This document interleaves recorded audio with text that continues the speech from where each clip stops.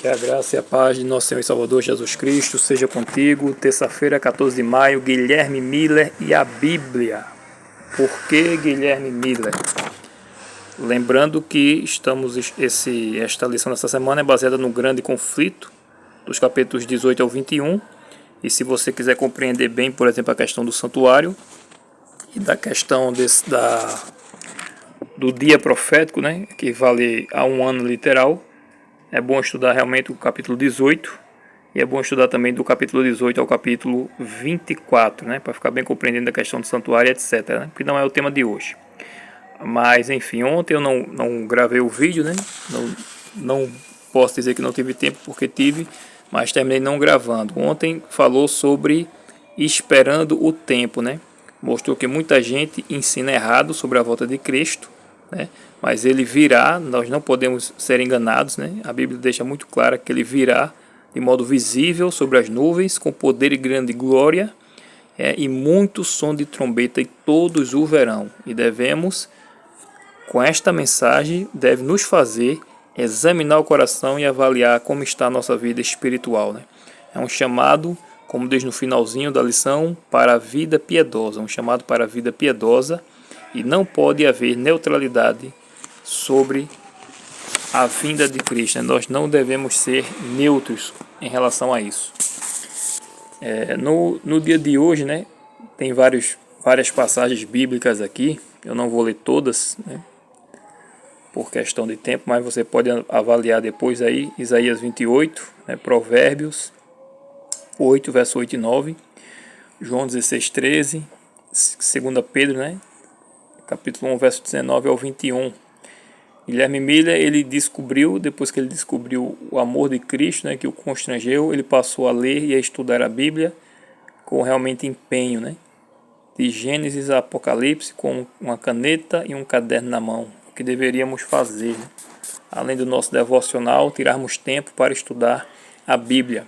A palavra de Deus, ela só pode ser compreendida mediante a atuação do Espírito Santo, Espírito de Deus na mente do leitor, e é ele que nos conduz aos versos corretos que tratam do mesmo assunto. Portanto, ele nos guiará em toda a verdade, mostrando com isso também que é a própria Bíblia quem se interpreta.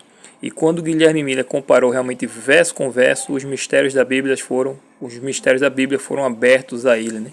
Ele procurou a verdade como quem busca um tesouro, que é de fato um tesouro, as verdades bíblicas, e ele foi recompensado. Então passou a examinar também as profecias com o mesmo empenho.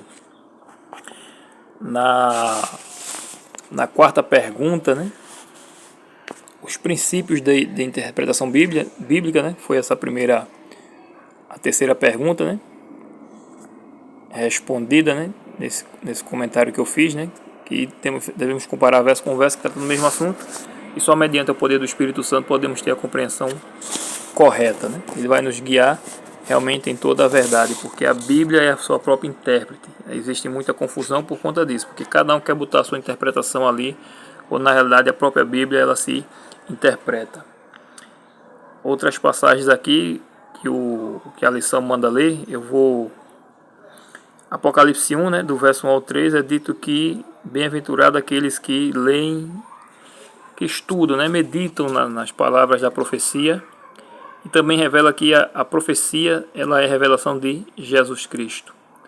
Na primeira carta de Pedro, no capítulo 1, dos versos 10 ao 11, está escrito: foi a respeito desta salvação que os profetas indagaram e inquiriram, os quais profetizaram acerca da graça a vós outros destinada, investigando atentamente qual a ocasião ou quais as circunstâncias oportunas indicadas pelo Espírito de Cristo, que é o Espírito Santo, que neles estava, o Espírito Santo estava sobre eles, ao dar de antemão testemunho sobre os sofrimentos referentes a Cristo e sobre as glórias que os seguiram. Quando nós estudamos a palavra de Deus, a Bíblia, o Senhor, ele nos dá a compreensão correta, né? Foi isso que aconteceu com os profetas do passado e vem ocorrendo ao longo da história, como aconteceu com Guilherme Miller, né? Os símbolos dos livros proféticos, eles não estão fechados em mistério, mas Deus, em sua palavra, ele nos deixou em aberto, né, para que possamos compreender as coisas que ocorrerão antes da vinda de Cristo. As profecias, elas mesmo se interpretam. Foi isso que Guilherme Miller entendeu, né? Por exemplo, aqui vem dizendo, né, as bestas representam reis ou reinos, né? Porque um rei, obviamente, representa um reino. O vento representa destruição ou guerras, né? A água representa povos ou nações. E uma mulher apresenta a igreja. As profecias de Daniel e Apocalipse são dadas em linguagem simbólica, sendo que um dia profético equivale a um ano literal, como foi dito no início desse vídeo. Então, quando Miller aplicou esses princípios de interpretação, ele ficou surpreendido com o que descobriu em relação ao que acreditou ser o momento do retorno de Cristo. O erro dele foi acreditar que aqueles eventos, aquela interpretação, né, das 2.300 tardes e manhãs, que vamos estudar amanhã, ele se trataria do retorno de Cristo, né, porque ele pegou aquele verso de Daniel 7, verso 10, e ligou com Mateus 25, ou foi Mateus 24, onde diz que Jesus aparecerá nas nuvens. Então ele ligou esse verso de Daniel 7, verso 10, onde o Filho do Homem aparece nas nuvens, ele ligou isso como sendo a volta de Cristo. Só que a Bíblia deixa claro que ninguém sabe o dia nem a hora, né? Então o erro dele foi esse. Mas enfim, ele, por meio dele, né, o Espírito Santo, ele também nos deu vários ensinamentos, né? Questão, por exemplo, exatamente dessa da doutrina do santuário, né? E da revelação da profecia das 2.300 tardes e manhãs de Daniel, capítulo 8, verso 14. Que Deus seja louvado, e amanhã, se Deus quiser, estaremos de volta para estudarmos exatamente esta profecia, né, ou um pouco dela, em nome de Jesus. Amém.